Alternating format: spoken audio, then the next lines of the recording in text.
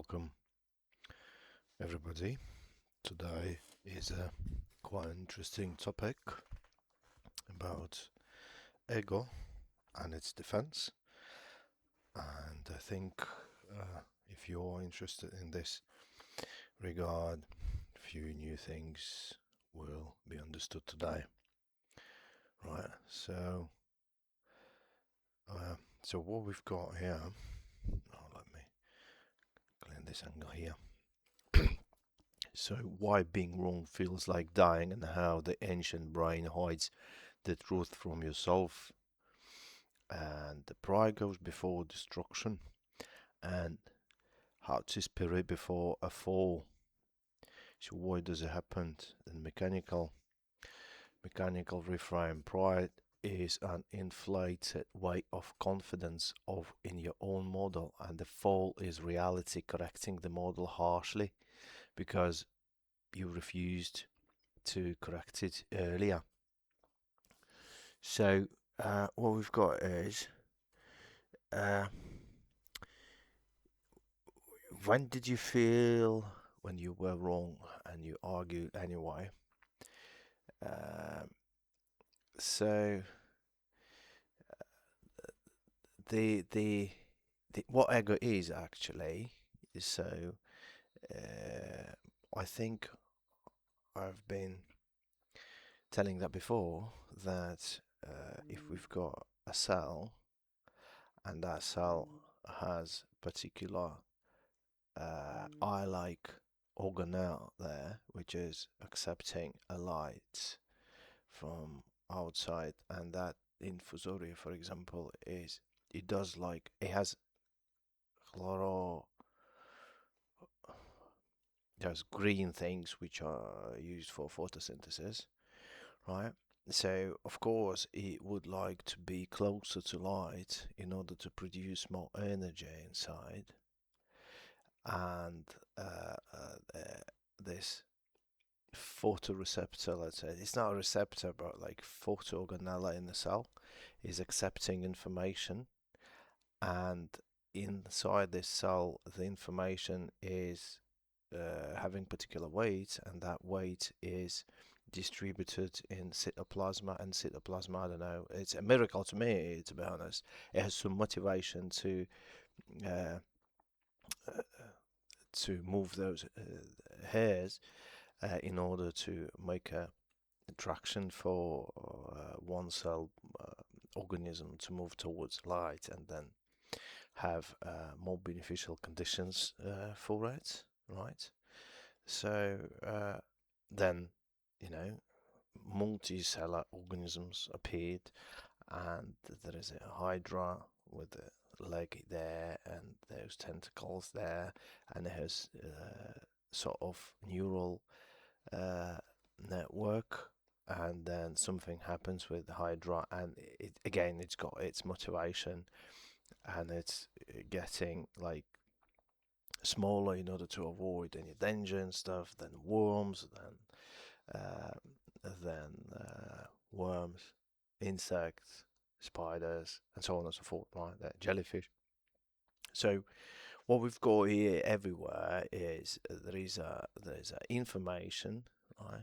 Information gets into the model, and that information produces particular state, and that state is generating let's call it motivation or affordance motivation, right? And that motivation is pushing the organism as a whole towards particular action, and that action is designed. The genes in the organism are designed to have such action, which is putting this organism in more comfortable conditions. So, and what that means is that means that the personal interest of the organism was in the beginning. So that was the like how is it said in Bible? Like it was word. I don't remember, but anyway. Right. Okay. So that's the quick recap. What was happening in part 6, right? So That means ego itself is instrument of social accounting, but hang on, that's more complex than that, right? So first of all is ego. Ego is a function which is accepting that information and supposed to generate an action, and that action supposed to be profitable for an organism. Probably right there, dollar. It has to bring some profit. So that's the ego function, right? So information go inside, and then we get in profit. And then I've been talking about that the brain is constantly calculating where win-win and where we lose and where we gain if we work towards uh, the common goal and greater good. So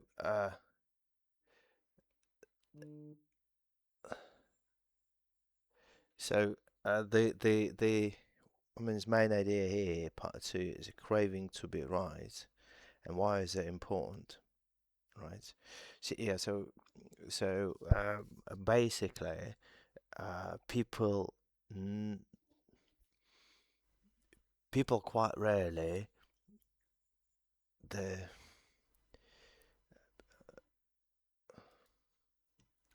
okay. So here is the recap for section one. Why we do have craving to be right. We have a craving to predict the future, to predict the future behavior of the reality. So what happens with us? So we get our function, which is accepting the information, and that information gets into our model in our brain, and our brain is making assumptions, and those assumptions are then actions, right? Actions with motivation in between, and the action supposed to bring us profit, right? So as simple as that. So that's the ideal scenario. However, however, we accept different information. We accept a lot of information. Most of it is noise, and our model does mistakes sometimes. So we get punished if we do so. That's because this to run a model, it's quite expensive business. So we have to spend a lot of energy and stuff, and that means uh, like if we do a lot of errors, we waste energy, and then not energy left to make a real profit, and we die. Right? Die, die. How you right? Whatever. So hence we've got innate craving to be right. Like we have innate craving to accurately predict the reality. Otherwise, it's dangerous, and the evolution supposed to create a mechanism for reward or punishment, right? So if we predict it properly, we get the euphoria, for example, right? Or we get the happiness, or and so on and so forth, the positive emotions. So those emotions we want to repeat later. However, if we missed, then we got frustration, and that frustration, we don't want to have the frustration again, and that means we have to think a lot why we've done that error, and then we don't do this again. So that's the quick recap here. Uh, okay, so why you can't admit mistake to yourself then, right? Because if our models and with the help of our genes are designed to seek for the adequate reality picture, why we can't admit mistake to ourselves, right? So the problem there is that we are social creatures, right? So we've started having two competitive processes, right? So in group competence competence, and a cross-group competence. Cross-group competence. Competition, let's say. Competition. Right? So what happens there? So in group, we have to care about our status.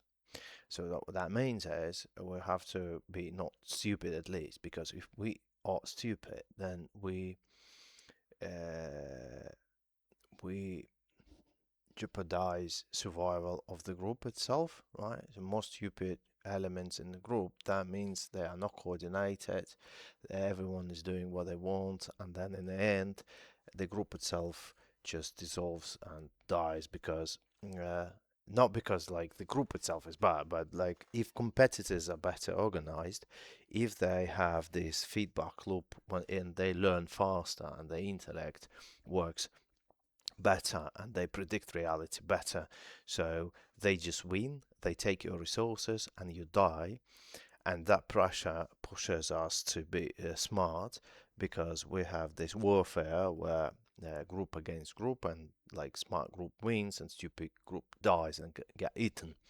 like for example Neanderthals, right? So we ate them. uh,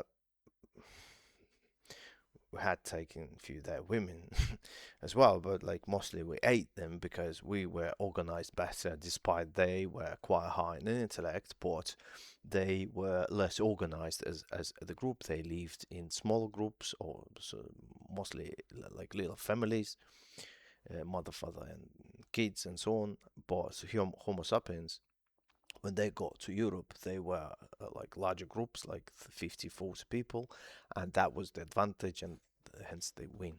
And that's cross group competition, right?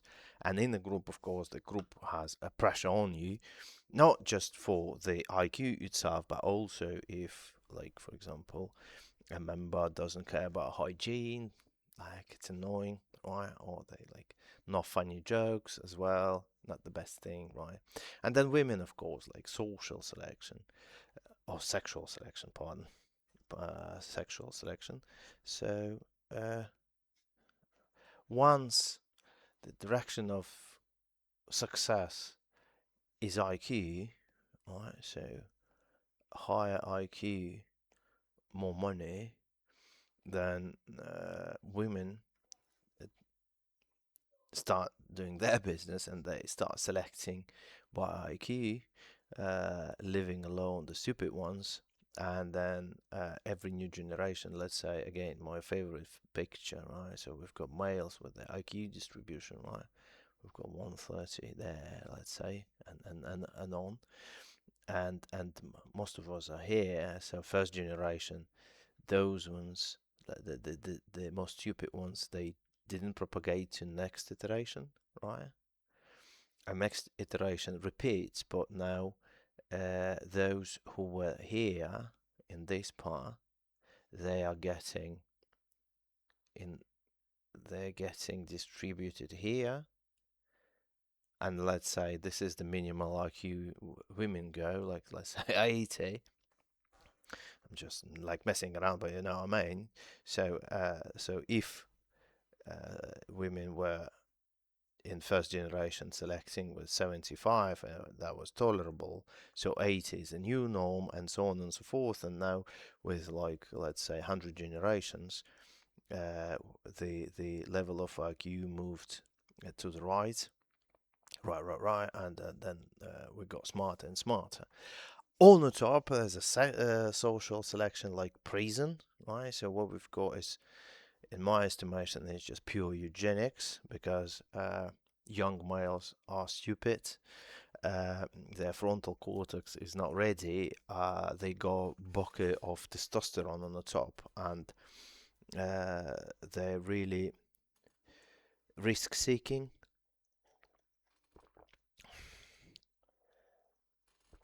And the problem there is the most risk-seeking individuals end up in prison, so they are isolated from a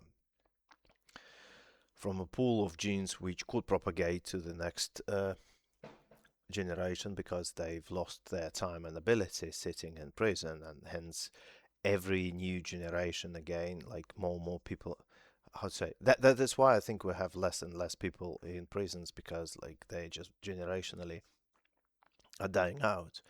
A very good example is reading, right? So let's say 150 years ago, if we get the distribution who could read, so I don't know, let's say half couldn't read because they didn't bother, they were working in fields and so on and so forth.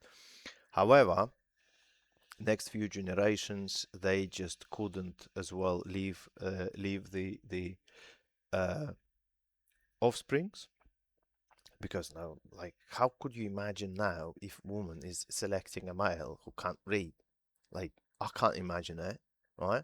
So the next thing probably is gonna be like using a smartphone and like using AI and stuff, right? So and women are all always moving this thing to the right, right? So if we take about if we take IQ for example, right? So women do move that to the right.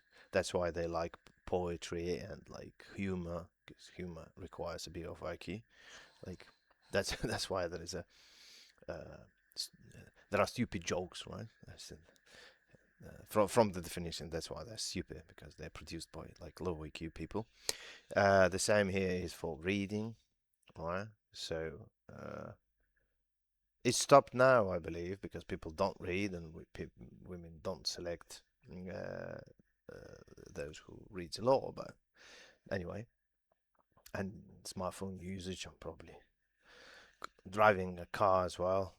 Uh, that could be a limiting factor. Anyway, so what that means is that mistake meant loss of status, and that meant exile. Exile meant death, uh, or what, or not having ability to go to the next generation via kids. So, and our amygdala learned, our fear part of the brain learned that if I'm wrong and everyone is laughing at me, my status goes down, I look stupid, low IQ, and that means death, right? So, no matter what I do, I don't have to look stupid. Like, even if I'm stupid, I have to, like, mask that. Uh, so, another thing is, an important thing to notice here is the self deception evolved to deceive others because, like, you have to how to say you have to convince others that you were right, and you have to remember that we were living without informational technology. So the most advanced informational technology was singing songs, or telling jokes, or telling stories. So basically you couldn't really replay a video when somebody did something stupid, so you could just talk about that. And when you're talking about that, then, like, you never say you were stupid, right? You say, oh yeah, well, so what that means is, again, the fusion with the density and huge. Yeah, okay. So that's the last one. So what happens with the number one thing, right? So again, we've got our normal distribution of our whatever members of prehistorical societies, and let's say uh, those people there, they couldn't really could not hide their stupidity, right? Stupidity, and they died off, right? So next generation, and here people who uh, couldn't mask their stupidity, right? So the level is up. The next generation is those who were obviously stupid died off first, right? And the next generation are those who were trying to hide but were not successful, right? So they died off as well. So in order to lie, you have to believe in your lie, right? So hence, you have to create a proper structure of imaginable reality for others, pass it through words, then that reality for them becomes just about real in their imagination. As for you, and all of you do believe in that new constructed reality, and that means you win, you survive, you don't die because you don't seem stupid, right? And hence the selection went to the uh, to the direction where people uh, people had to construct virtual reality in their brain, pass it through stories to others, and those survived who were creating the most believable stories. So it shouldn't be connected to reality. It could be somehow, slightly, just to be believable, but like the main criteria was it has to be believable, right? So it has to look like real, and that means is that skill for having a false reality, again, was pushed to the right, and then that's why when we do something wrong, we feel that we've done something wrong because like we feel the reality, we feel the information. Let's say this is a corpus of information we are getting about our bad deed, let's say, right? And because the data that we've done something wrong is overwhelming, and we got the emotion about that. Emotion about that. I will be describing what emotion is later, but for now, just like trust me, right? That's okay. So we got emotion about that, and a little bit of information saying, yeah, well, it wasn't that bad. It was their fault. It wasn't me, actually. I didn't have a choice, and so on and so forth, right? So, and what happens then? Then brain, frontal cortex, start talking to itself, and it talks and talks and talks and talks until the theory is like perfect, right? And then when you had enough talking to yourself, you go and test your theory on others. Oh, Eric, Euphoria, they're happy to listen to you. Oh yeah, yeah, that sounds like reasonable. Okay, so you know. Fusion with identity, when belief becomes you challenging a far the same threat circus as a physical attack. Yeah. So what happens there? You are not defending the truth. You are defending the version of yourself who said it, right? So the problem here is the stakes are quite high, and when your reality, your virtual reality, is connected to your identity, right? So if somebody says your reality doesn't exist, your reality is wrong, or it's like faulty, or it's sinful, whatever, then that means like if your reality is bad, that means you are bad, and you don't have any other choices but just defend yourself, right? Say, yeah, well, no, I disagree. My reality is just about to be perfect, and uh, I worked on my reality a lot. I prepare my reality for real world, and the real world doesn't have a chance not accepting it. Do you know what I mean?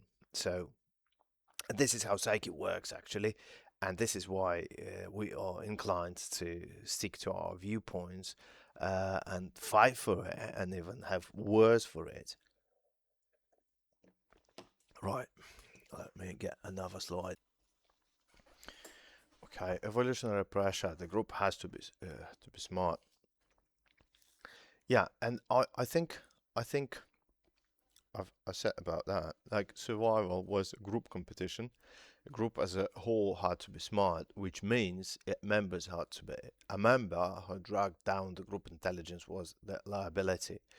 So looking capable mature and being capable mature even more.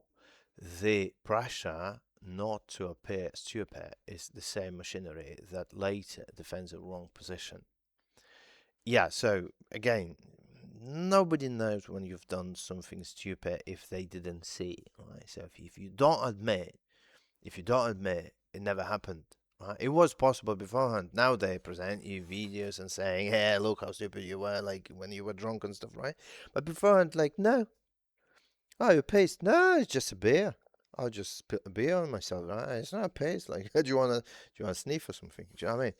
So So that's that. So like, and in a world where it was not evidence, who could prove it? Right. So women also select towards intelligence and make choices. Choice added a second compounding pressure. Intelligence is attractive. Well, I mean, stupidity is not attractive, like the opposite of attractive, I say. So it was rewarded reproductively and stakes across generations. Staked across generations. Staked. The result is a brain wired to display and defend its smarts, not just to use them, right? Yeah, again, what women know when they're 17, 18, right? Not a lot, right? And like for women also, those businesses are complicated because they're buying something they don't really know what's gonna, how to say, what what's gonna, they're buying something and they don't know until they unpack it, and they unpack it only after pregnancy and birth, right? So it's really hard thing. So you have to have some cues beforehand, and IQ is one of them, right? So when they see somebody can talk, when they see somebody can defend their position, when they see somebody can what read a lot of verses, for example, right? So that means like the number of neural connections and neurons themselves in the brain is large, so worth selecting that individual to propagate into the next generation, because kids are going to inherit those traits, and those traits are beneficial. So, but yeah, but it's not guarantee. Uh, it happened magically, I believe. Women were selecting smarter males, and smarter males by chance were more successful, and hence this self-reinforcement feedback loop began, and then that's how smart we are and proud we are. Right. So looking smart feels good chemically. Yeah. Right. So that happens with people, and that's why they got addicted to power sometimes, because it has to be a mechanism which is rewarding smart behavior. Uh, then when uh, there is a person there, and the group is listening to that person, and person can spot their attention, because attention is a currency. So that person says that all eyes are on that person, and that person sees admiration on their faces and positive emotions about them on their faces. It's not fear, it's just like, yeah, you're right, you're very competent, and so on and so forth. So it's supposed to be a mechanism which is rewarding that, and it is the mechanism. So that person is getting hit off whatever neurotransmitters are responsible for that, let's say serotonin, dopamine, and so on and so forth. And what it means is that, like for that person, that behavior is supposed to be rewarding their competence, and they have to work a lot on their competence in order to receive that reward again and again, and hence to be as competent as possible. On the other hand, members of the group are also have particular mechanisms. If they hear something interesting or important for their survival, and they see the idea is valuable, then they pay by their attention, they pay by their emotions. Admiration is written on their faces, and that's rewarding for them as well, right? So they say, all right, yeah, I got something interesting out of that person, and I admire them, and hence the positive feedback loop for all parties is created, right? Those ones, little ones, they are paying, and that one is consuming, and also paying with own skills and own time, and so on and so forth. So, and what that means is that smartness is rewarded, right? Not only by women, but also the group itself, because you know, if group group survival is on age, and somebody can give a solution and people would survive. So uh, their need, primordial need, is gonna be satisfied. They're gonna pay them, right? Or somebody is a doctor, right? And again, primordial need to survive and live is the most important one, and people come to that person, and that person is giving them solution. They survive and they praise them, and that one is the doctor is getting their reward via admiration, right? So and sometimes people are getting addicted to it. Some people's personality is also changing, especially those who are in power. And that this is how smart is rewarded, right? Apart from women's reward, earning crowd respect for being smart releases endorphins and serotonin, right? Yes, yeah, you see, and the brain rewards the display itself, and that reward is what powers the selection. Yeah, so I bring the negative example. So, for example, there's a competent, male, smart person right there, and others do pay attention to that person, and they've done occasionally something smart, and they just don't have this reward circuit uh, running. There could be some genetic mistake, whatever. So they won't do this again. They won't have the motivation to do this competent stuff again. Hence, their genes have less chances to propagate. So this is like the why those didn't survive, and survived only those who could have this reward thing. Those who didn't feel the reward didn't propagate through time and space. Yeah, that's what I said, because they didn't speak that approval from their they didn't seek the yeah they didn't yeah but basically they didn't have a motivation. So no motivation to be better. Right.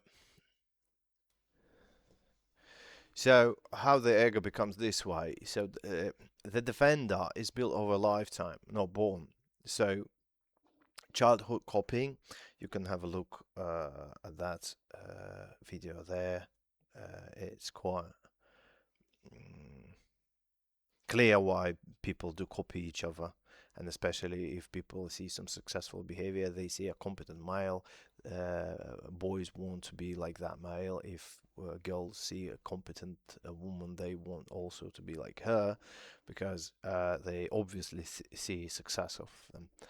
Every public commitment adds collateral to the ego. More and more is staked on being right. The self narrative hardens to stay coherent, right, to a group. And by adulthood, you defend the story, not the truth, right?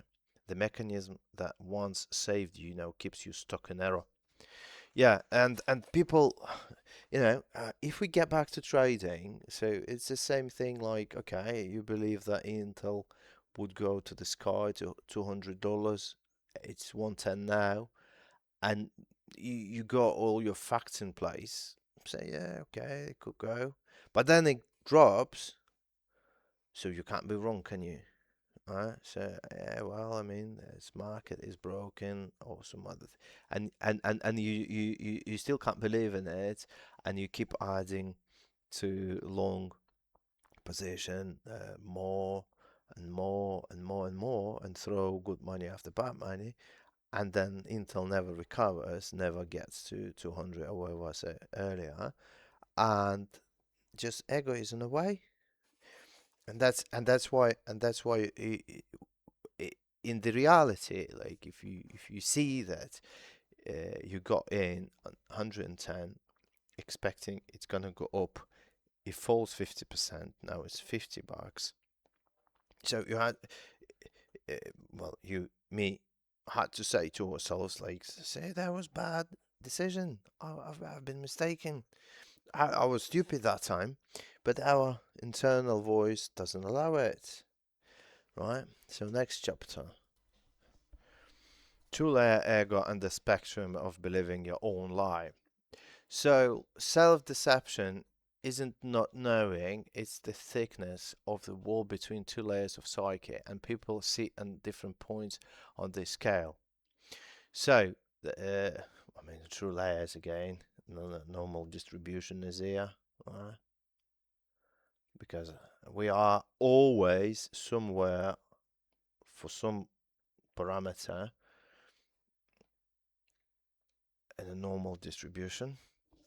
So true ledger, the unconscious, an accurate model silently tracking what's actually happening.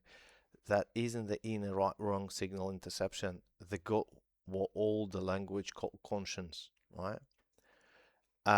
So let's say the smarter ones, right? They say like, yeah, I could be wrong. Like my brain is does have limits as my senses and so on and so forth.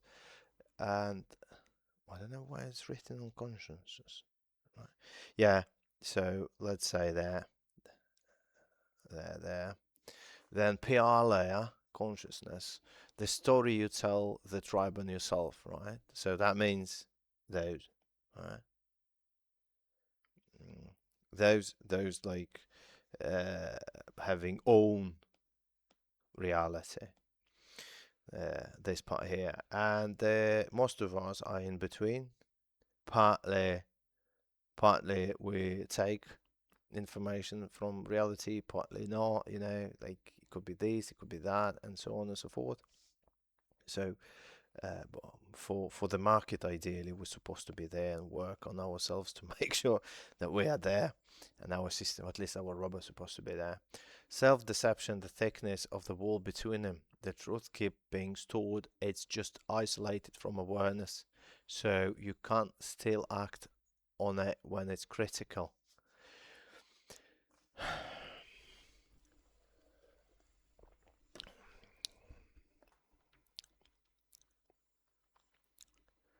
Right. Let me. So what we've got then.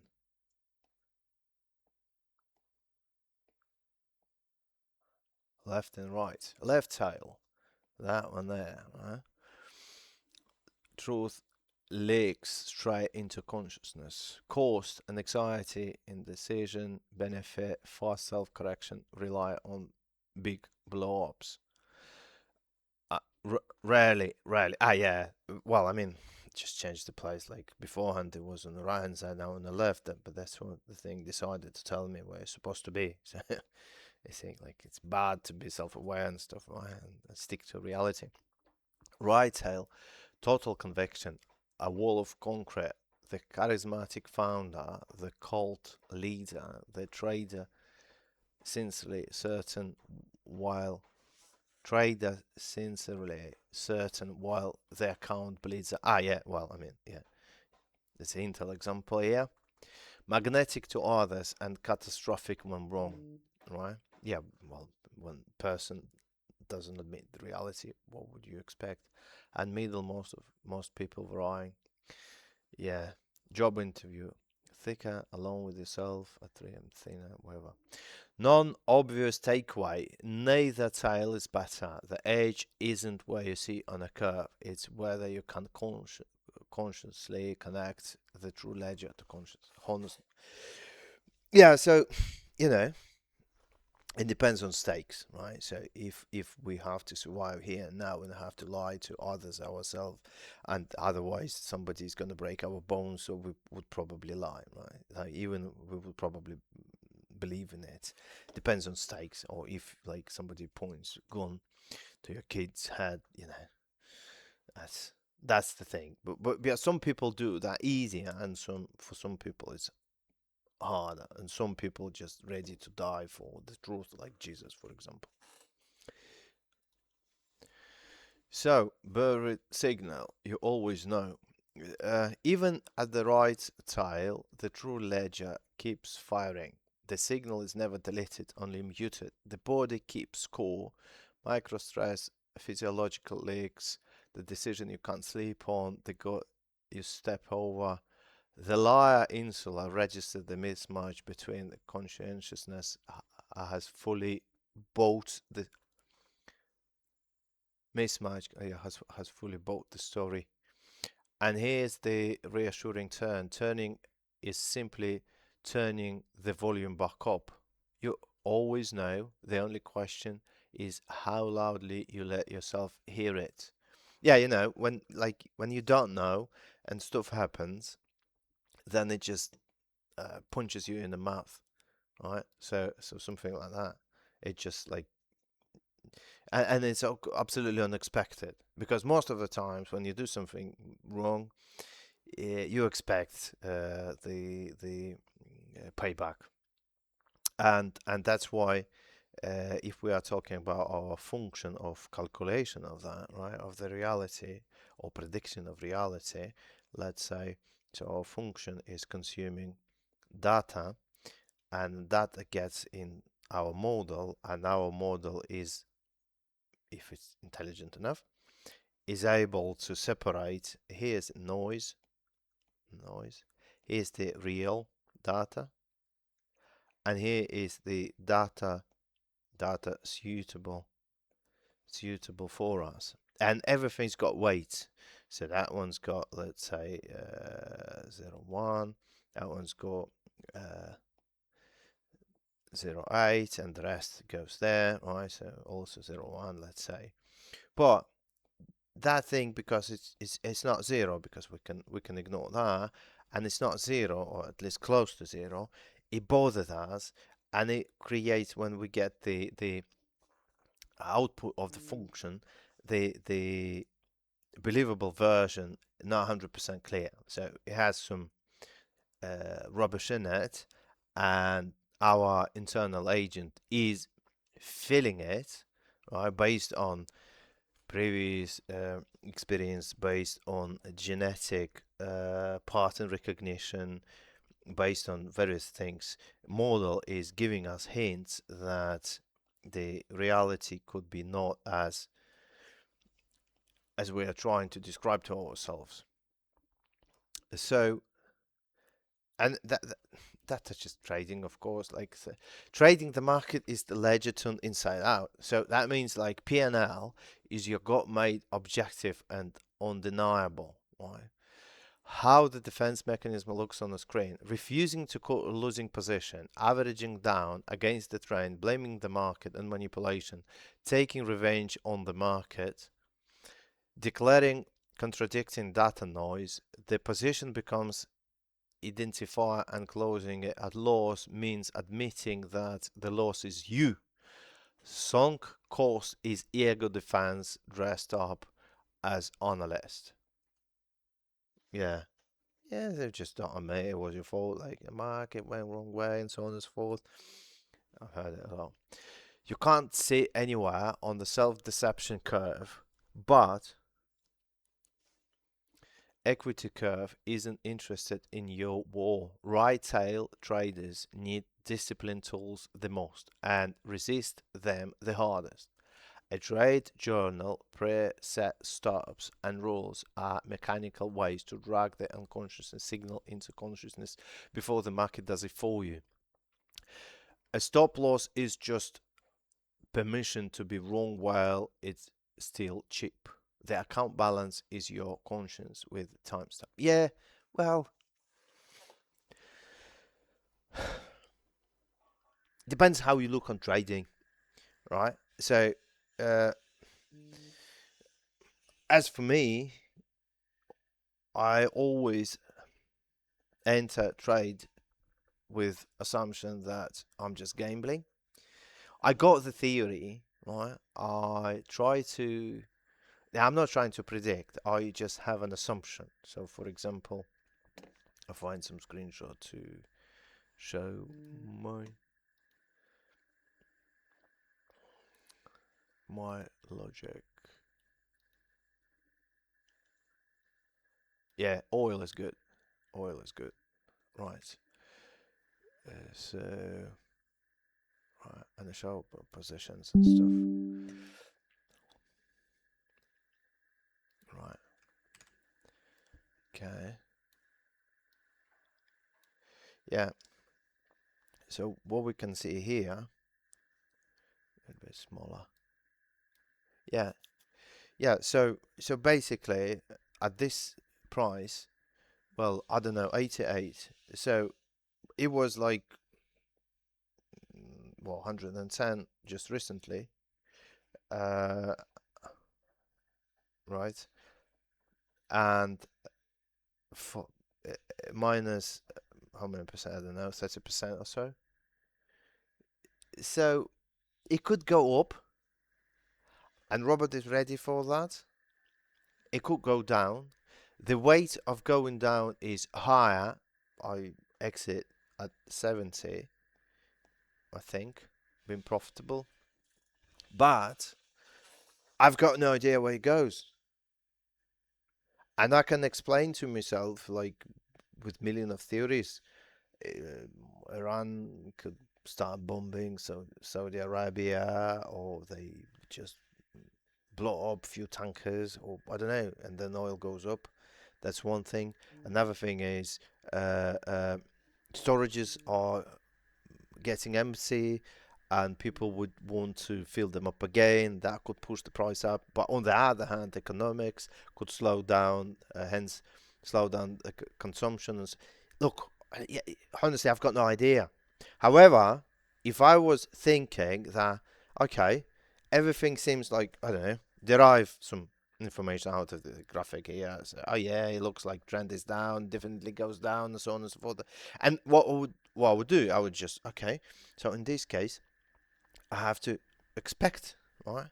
So I have to expect that this this price is gonna go down and down. Then why wouldn't I short it? Right? I said 10x, hold deposit, yeah, and go down, yeah.